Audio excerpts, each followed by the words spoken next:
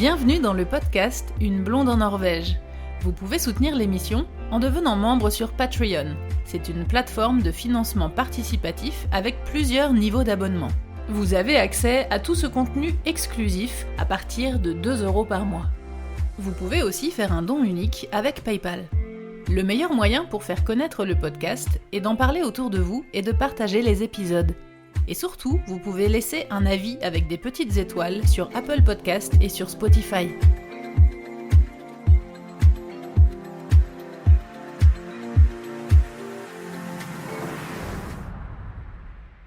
C'est vrai que je fais tout en Airbnb aussi, toutes mes vacances.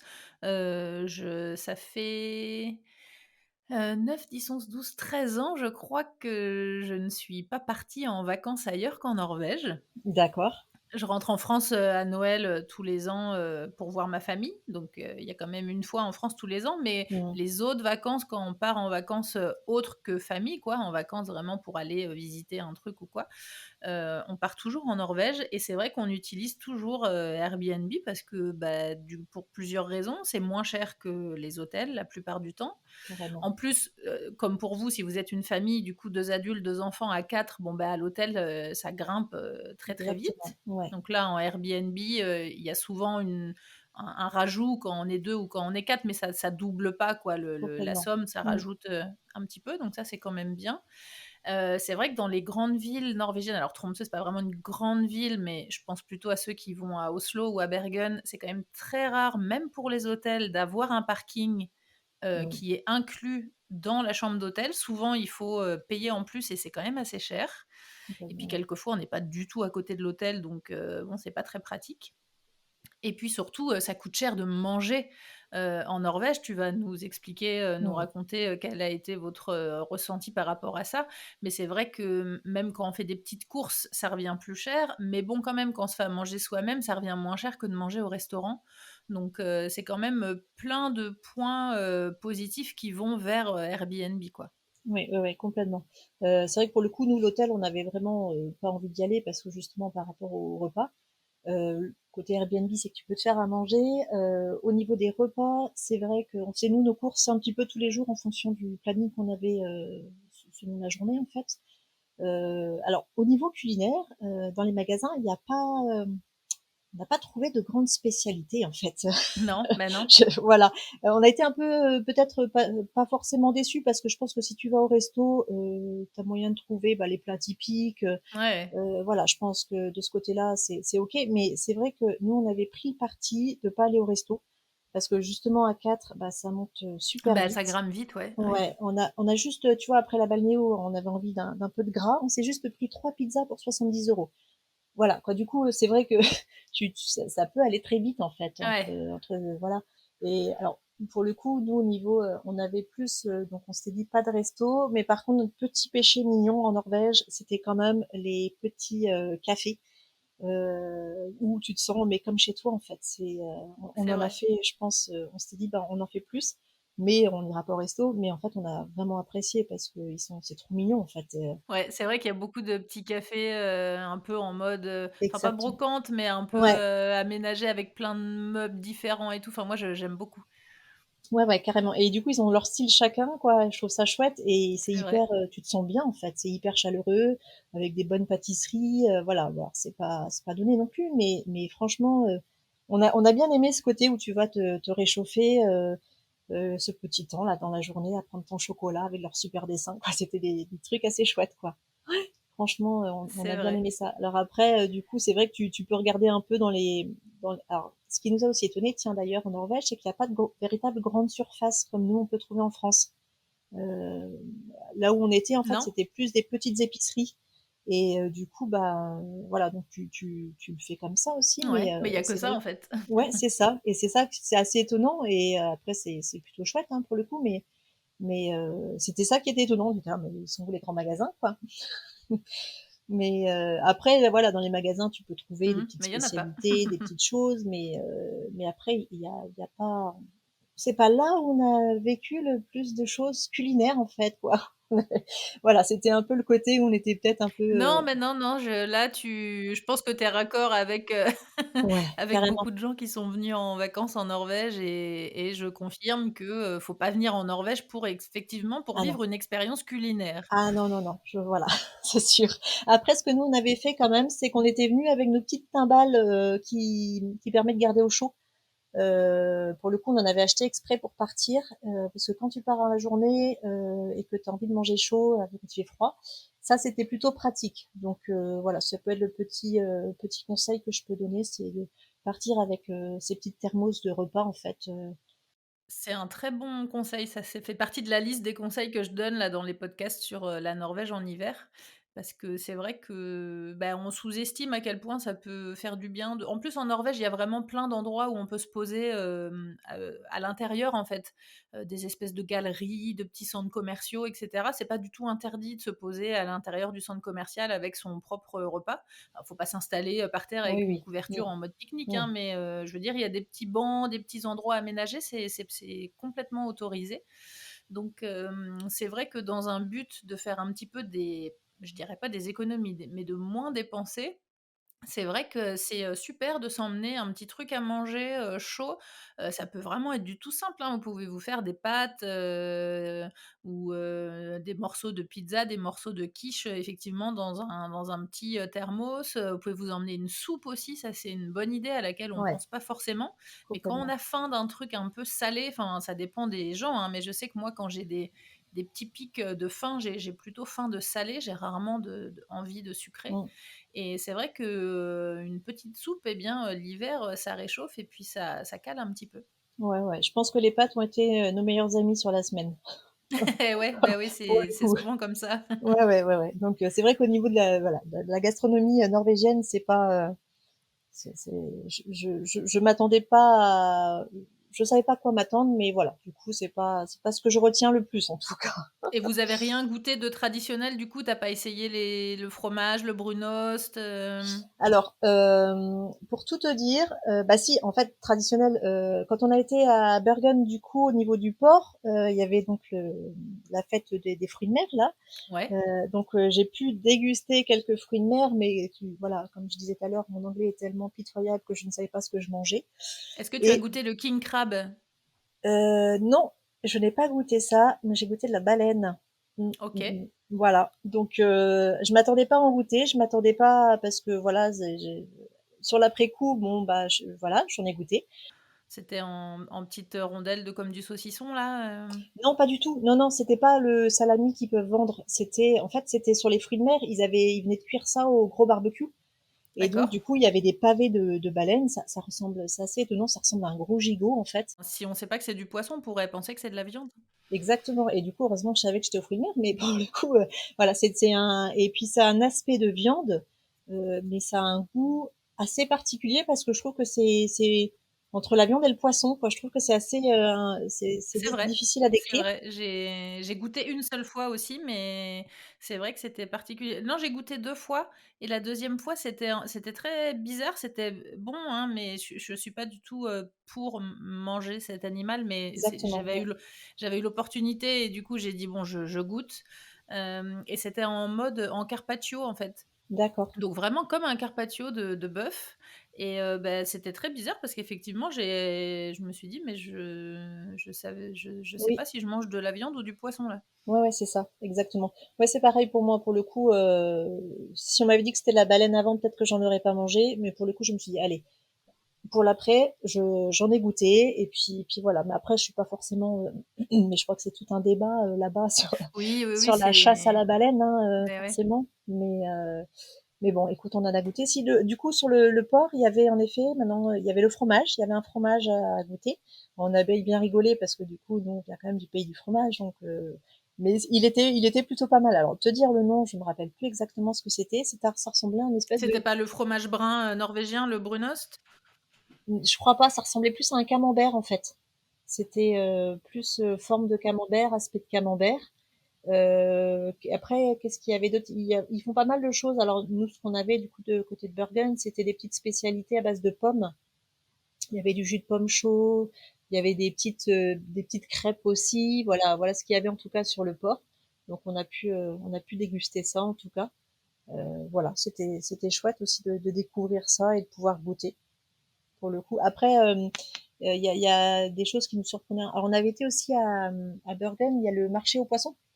Donc on a été faire un tour là-bas et en fait, ce qui m'a un peu surprise, c'est le prix du poisson. Alors, je sais que la Norvège est beaucoup plus chère, c'est sûr, mais ce que je comprenais pas, c'est que les poissons, quand même, il y en a qui sont de pas très loin. Et en fait, ça a des prix, mais c'est le triple de la France, parfois. Et ouais, ça m'a un peu surpris quand même, c'est très très cher. Et ils ont des sachets, tu sais, avec du poisson séché dedans. Ah oui, et alors, vous avez goûté ça? Non, on n'a pas osé. Parce que franchement, ça donnait pas vraiment envie, hein. C'est assez particulier. Nous, on aime bien quand même les produits assez frais, tu vois.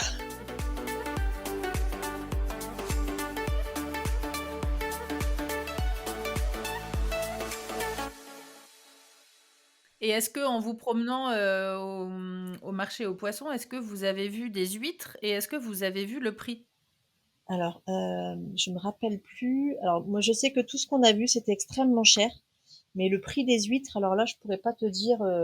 Ça, c'est rigolo parce que les Norvégiens, nous demandent souvent, par exemple, nous, quand on rentre en France à la période de Noël: «Alors, qu'est-ce que vous allez manger?» Parce que c'est vrai que, comme tu disais, bon, la Norvège, c'est un pays qui est pas, réputé pour sa gastronomie, mais c'est en train de changer quand même. Ils s'ouvrent, ils voyagent beaucoup, ils aiment beaucoup la France, l'Espagne, l'Italie, donc ils sont très, très ouverts et très intéressés à la gastronomie. Mais quand ils voyagent, après c'est vrai qu'à la maison, c'est moins le cas. Mais quand même, je voudrais faire une petite parenthèse là-dessus parce que, c'est vrai que, enfin, nous, on a de la chance, en tout cas autour de nous, tous nos amis, ils cuisinent super bien, ils cuisinent des trucs super fins. À chaque fois qu'on est invité à manger, c'est des bons repas et tout. On n'a vraiment pas autour de nous les clichés, de gens qui savent pas cuisiner et qui mangent que des pizzas, surgelées. Mais, mais c'est vrai que, du coup, donc ils nous demandent souvent à la période de Noël qu'est-ce qu'on mange. Alors ils rigolent des fois, je leur dis: «Oh c'est chouette, je vais manger des escargots», donc ça les surprend toujours, qu'on mange ça, même si on a beaucoup qui ont goûté. Mais quand je leur dis qu'on va manger des huîtres et qu'on mange des huîtres, beaucoup quand même, à la période de Noël, bah, ils sont toujours surpris parce qu'en Norvège, au marché aux poissons de Bergen, par exemple, si mes souvenirs sont bons, je crois qu'une huître, c'est 30 couronnes, donc ça fait à peu près 3 €. Ça, c'est l'huître, fermée et si vous voulez l'avoir ouverte, sur place, c'est entre 35 et 40 couronnes. Donc ça fait 4 € l'huître.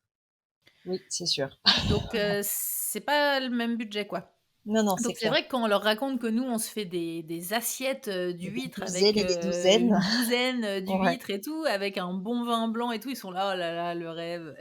Ouais, ouais, ouais, je comprends. Après, par contre, tu vois, ce qui est à contrario, pour le coup, tout ce qui est sucré, je trouve que dans les cafés, ils ont vraiment plein de choses et plein de super bonnes choses. C'est vrai, il y a beaucoup de bonnes pâtisseries, c'est vrai. Ouais, je trouvais que après, faut aimer les épices, hein, parce qu'il y a beaucoup de cannelle, il y a beaucoup de Ah, voilà, de ne cardamome, il y a m'en parle des pas. Je suis allergique à la cannelle alors, oh punaise, pas de chance parce que Ah c'était non, juste je suis extra. malheureuse dans ces trucs-là, Oui, moi. oui, bah Rien oui, que je l'odeur, comprends. ça me gêne, en fait. Ah oui, d'accord, OK. Non, non, franchement, après, on a trouvé, voilà, t'avais vraiment un choix assez impressionnant dans les cafés de pâtisserie ou de viennoiserie, bah, du coup, maison, hein, et c'est ça qui, voilà, les petits cafés où tu te sens bien avec un bon gâteau, c'est plutôt chouette aussi, quoi. Et est-ce que vous avez eu, l'occasion quand même de discuter un peu avec les locaux? Tu disais avec les gens des Airbnb, tout ça. Comment vous avez trouvé les gens? Alors, comme je te disais tout à l'heure, les gens qui font partie du tourisme, moi je les ai trouvés super chouettes, super prévenants. Voilà, après je pense qu'ils vivent de ça et donc ils sont hyper vigilants à ce que tu te sentes bien. Comme je te disais aussi, c'est que mon anglais était vraiment pitoyable. Mon mari se débrouillait un peu mieux, mais voilà, la seule chose, en fait, je crois que je pourrais changer. Du coup, c'est de savoir parler mieux anglais parce que c'est hyper frustrant en fait. Après, on a parlé avec Nathanaël un petit peu, voilà, du coup, on parlait en bon français, mais du coup, c'est vrai que c'est de ce côté-là, c'est frustrant parce que du coup, tu loupes en fait un peu bah, les questions Ouais. sur la culture, sur ce que tu vois, sur voilà. Donc quand tu parles un peu mieux anglais, et c'est ça justement qui, là tu te dis on est complètement à la bourre en France en fait, parce que les gamins là-bas, ils ont tous un niveau d'anglais juste exceptionnel quoi, par rapport à toi et à ce que nous on voit dans les écoles Ouais, c'est vrai. françaises. Moi, je dis génial, quoi. On a loupé des choses, hein. Bah, et puis Voilà. tout le monde en plus, Mais pas que les nouvelles générations en plus, mais quoi. oui, mais oui, C'est mais ça qui est oui, fou, c'est complètement. que moi je raconte toujours l'anecdote à Tromsø justement, où on était tombé. Où est-ce qu'on était? Je sais plus, mais on était partis en bus, on s'était paumé, enfin on était au milieu de nulle part et on a vu une petite mamie à l'arrêt de bus. On s'est dit: «Bon allez, on va tenter de lui parler anglais», mais je sais pas si elle va parler. Et on est arrivé, on lui a parlé anglais, mais elle nous a enchaîné. «Oh yeah, yeah, one again, again, for», oh putain. Mais c'est ça qui est assez impressionnant parce qu'en fait, ils te parlent en norvégien. Direct, ils voient un peu, je pense, ton regard un peu livide là. Ils enchaînent en anglais, bon, toujours aussi livide, mais ils sont assez juste extra, quoi. Et là-bas, il y a pas mal peut-être d'étudiants qui viennent aussi, et du coup, bah, c'est tentant en fait dans les transports en commun. Les gens parlent vraiment beaucoup tous en anglais entre eux aussi. Et en fait, bah, tu dis que c'est leur À deuxième langue, Tromsø, mais c'est vrai, ouais, finalement, ouais, ouais. ouais. Mais pour le coup, c'est ça en fait, c'est de ce côté un peu, voilà. Où du coup, j'aurais aimé plus échanger avec des locaux, mais voilà, quand tu peux pas te faire comprendre. Bon, Google Traduction est ton meilleur ami aussi pour le coup, hein. Ouais, c'est vrai. Ouais, mais non, non. Après, voilà. Après, c'est ça qui m'a un peu surprise, quoi. J'ai trouvé aussi chouette d'essayer de comprendre un petit peu comment, au niveau de l'éducation, en fait, des écoles, tout ça, comment ça se passait. Et c'est pas du tout pareil en France, et c'est ça qui était intéressant aussi de pouvoir en échanger avec les enfants sur bah, le fait qu'ils voyaient bien que tout le monde parlait bien anglais, quoi, là-bas. Donc ça, c'était intéressant aussi pour le côté un Ouais, peu c'est vrai. culturel, quoi. Ouais, Mm. ouais. Mais après, voilà, après les Norvégiens, alors c'est ce qu'ils nous disaient, hein, il y a de plus en plus en fait d'étrangers, quoi, de touristes en fait à venir, et je pense que par exemple Tromsø, ils en vivent vraiment pleinement de ça, quoi. Donc je pense que aussi l'accueil se fait par rapport à ça aussi, mais voilà, après, on n'a pas senti, à part le fameux ours chauffeur de bus, Ouais. on, on s'est pas, on s'est senti bien, en fait, tu vois, dans Ok. la ville.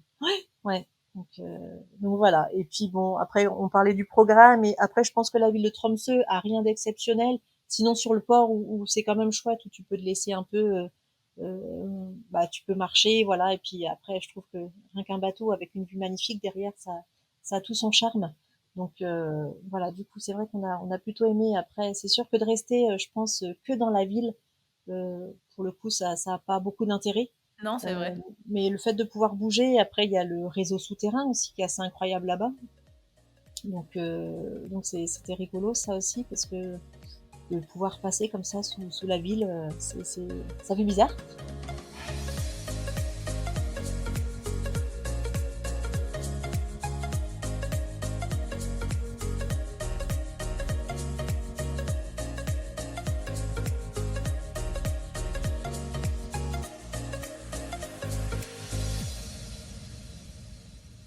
Est-ce que vous êtes allé avec la télécabine là au point de vue panoramique en haut?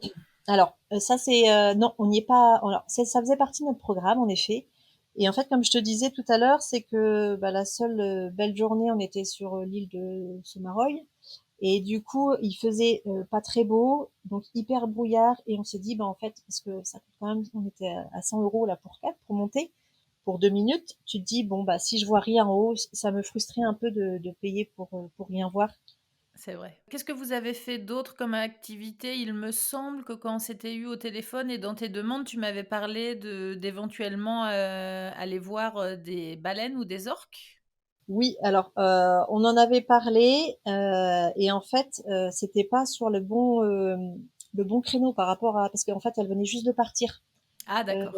Voilà, donc du coup on n'a pas fait ça. Mais par contre depuis, moi j'avais regardé, j'avais vu un reportage justement sur les baleines en Norvège, et c'est juste grandiose. Et du coup, avec mon fils, avec le plus petit, il nous a dit, non, mais à mes 18 ans, moi, je retourne en Norvège, on y va, et puis on va nager avec les baleines, quoi. Franchement, il est hyper sensible, en fait, à la nature. Et du coup, je pense que Ok. ce voyage a vraiment marqué plein de choses pour lui. Ah, Et je c'est pense top. que ça serait son plus grand rêve. On a vu, en fait, c'est un Français, d'ailleurs, qui s'occupe, quoi, qui gère ça, en fait. Il y retourne tous les hivers. Et puis, il propose, du coup, aux touristes, pendant 5 jours, de pouvoir bah, être sur un bateau et de pouvoir nager avec les baleines, et ça a l'air juste magnifique, quoi. Bon, il faut parler anglais, donc tu vois, j'ai quelques années pour Du coup, c'est un bon améliorer. challenge pour... Exactement. Ouais. Ouais, ouais, non, mais complètement, complètement. Après, c'est sûr que la Norvège, on n'a pas vu grand chose, mais voilà, ça donne un envie, voilà, j'y retourne quoi. Ouais, ouais, ça donne vraiment envie d'y retourner pour le coup. Euh, Après, si on devait le faire, je pense qu'on le ferait, tu vois, on s'était dit avec mon mari, peut-être de le refaire à l'automne, pour le coup, parce que je pense que les couleurs doivent être juste Ouais, magnifiques aussi.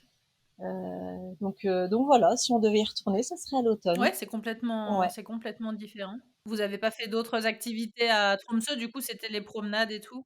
Ouais, exactement. Et du coup, alors je trouvais intéressant d'alterner entre, on prend la voiture, on fait une activité, on se pose un peu, mais on bouge, voilà, en ville ou la Baldéo, tu vois, des choses aussi un peu typiques. Pour le coup, je trouve que c'était le bon, en tout cas pour nous, pour notre voyage à nous, le bon compromis entre les activités qui coûtent super cher quand même, et puis le fait de vivre quand même des choses dans la ville, tu vois, voilà, t'as de quoi faire en fait, parce que voilà, le port est vraiment chouette aussi à Tromsø, tu peux te balader, voilà, il y a de quoi faire rien qu'avec les paysages, je trouve en fait. Donc, tu vois, je trouve que entre ceux qui veulent faire le trop d'activités et s'ils en ont les moyens, tant mieux et c'est chouette. Mais je trouve que tu peux aussi y aller parce que pour le coup, nous, au niveau activité, on n'a pas fait des masses, mais en même temps, on a trouvé chouette ce qu'on a fait, quoi. Et du coup, le fait de pouvoir prendre la voiture et d'y aller, de découvrir, c'est aussi, ça a son charme. Mais ça, c'est top, c'est carrément un super conseil parce que c'est vrai que, je recommande vraiment pas de alors ce que je recommande, c'est évidemment d'organiser son séjour et d'essayer de prévoir le plus possible dans le sens, pour être un petit peu, prêt aux conditions et cetera. Où est-ce qu'on va aller, à quelle période, de se renseigner sur les températures, sur la luminosité et cetera, dans ce sens-là. Mais c'est vrai que je recommande pas de faire des activités tous les jours et de trop préparer et de trop booker parce que déjà, bon, ça coûte très cher. Ensuite, effectivement, bah, du coup, on est super booké, super speed tout le temps et on profite pas parce que, bah, comme tu l'as dit, je pense que c'est bien de se laisser aller aussi à ses envies et de se perdre un peu et de découvrir des endroits qu'on n'aurait pas forcément découverts, mais de se laisser le temps de pouvoir faire ces promenades là. Et puis en plus, comme tu le disais, par rapport aux aurores boréales ou aux activités qui sont dehors, et bien quelquefois, en fonction de la météo, ou ben, quelquefois c'est annulé ou c'est reporté. Donc c'est un peu compliqué. J'ai reçu des fois des messages de gens qui m'ont envoyé un planning en me disant qu'est-ce que tu en penses. Alors le lundi soir de 19 à 21, c'est aurore boréale. Le jeudi, voilà, j'ai dit mais ça va pas marcher votre truc. Ah ouais, faut aussi accepter, se laisser porter en fait par ce que tu vois, par ce qu'on peut te proposer là-bas, parce que tu as vu un tel qui t'a dit ça c'est chouette, vraiment allez-y. Après, si tu veux vraiment faire des choses, tu vois pour le coup des aurores, voilà, je pense qu'il faut vraiment parce que c'est quand même assez prisé, faut vraiment que tu le fasses, que tu t'inscrives, que tu voilà, que tu fasses ton truc avant, ça c'est sûr. Mais après, tu peux aussi te laisser porter par ce que tu vois, les rencontres et puis le climat, un peu tout ça et tes envies sur le moment aussi. Mais c'est vrai que comme tu dis, de tout booker avant, c'est pas ce qu'il y a de mieux. Ou en tout cas, voilà, pour mon ressenti à moi, le fait de l'avoir vécu, euh, l'alternance de tout ça, c'était plutôt chouette, quoi. S'il y a des auditeurs qui nous écoutent et qui ont, envie de venir, en Norvège, mais qui se posent encore un petit peu des questions, qui doutent un peu et tout, qu'est-ce que tu leur, dirais? Qu'est-ce que tu leur, conseillerais? Alors, de pas douter. Ouais, non, de pas douter sérieusement. Quoi, franchement, nous, c'était notre plus grand rêve, en tout cas le mien pour le coup. Je crois que j'ai embarqué ma famille là-dedans et du coup, bah, allez-y parce que si on aime la nature, si on aime les beaux paysages, si on aime, voilà, de pouvoir prendre le temps avec en même temps un temps imposé par la nature qui fait qu'il y a moins de luminosité, quoi. Voilà, c'est de pouvoir vivre vraiment ces choses-là et d'y aller, quoi. Et puis finalement, il faut savoir que c'est qu'à 2h30 en fait de Paris. Et donc on a l'impression que c'est vachement plus loin. Oui, alors après la Norvège c'est hyper grand et tu peux pas le faire en voiture comme tu pourrais le faire en France. Traverser la Norvège c'est autre chose, mais voilà, en tout cas voilà, allez-y parce que franchement c'est juste magnifique quoi. N'hésitez pas, à m'écrire si vous avez besoin, d'aide pour organiser et planifier, votre, voyage. En tout cas, je suis ravie, Mélanie, d'avoir pu, t'aider toi et ta famille à passer un super séjour dont je crois que vous allez, vous souvenir. En plus, apparemment, vous avez envie de revenir, donc c'est encore mieux. Merci d'avoir passé un petit peu, de temps avec nous pour, nous raconter ton voyage. Merci en tout cas beaucoup à toi. Franchement, l'histoire, quoi, le voyage d'une vie. Donc